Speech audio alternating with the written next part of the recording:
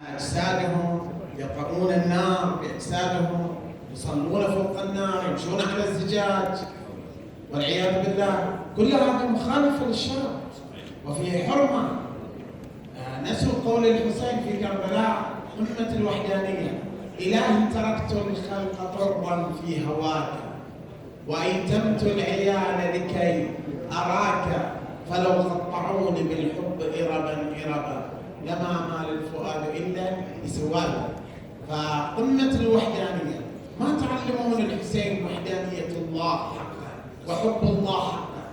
مع الأسف الكبير ذهبوا للخزعبلات والخرافات الدخيلة من الطقوس الهندوسية والطقوس الصفوية والفينيقية.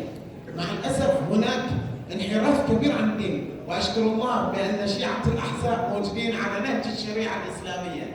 وحقيقة نحن أيدينا بأيدي الأمن والأمان والشريعة وبيد ولاة الأمر، وحفظ الله ولاة أمرنا وعلماء المسلمين. شكرا لك على هذا الطرح.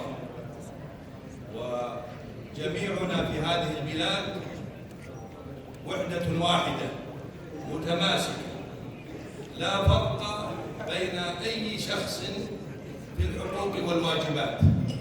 فالمواطنة لنا جميعا، والانتماء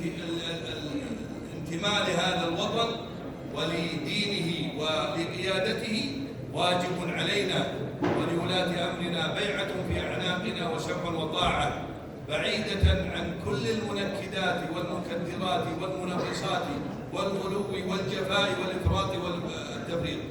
وها أنت واحد من شيعة الأحزاب بين هذا الجمع الكبير من إخوانك وزملائك، فأهلا ومرحبا بك، وشكرا على هذا الطرح المعتدل. تفضل. السلام عليكم ورحمة الله وبركاته. شكرا لهذه الجامعة والمديرية على هذا الترتيب وعلى هذا الطرح الجميل.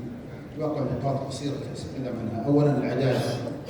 قد يظن كثير من الناس أن العدالة هي المساواة، وهذا ليس بصحيح. إنما العدالة هو وضع كل شيء فيما يستوي، ولذلك دعاة المساواة المرأة بالرجل هذه ليست عدالة وإنما هي ظلم، هذا الأحكام المتفرقة بينهم.